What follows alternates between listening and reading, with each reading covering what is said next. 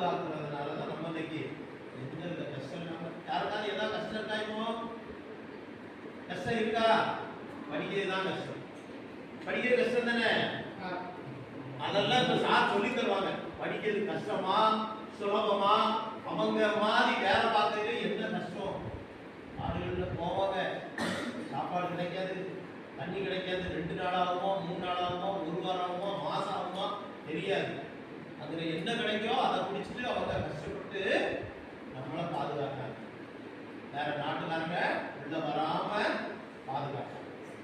அந்த மாதிரி நல்ல உள்ளங்கள்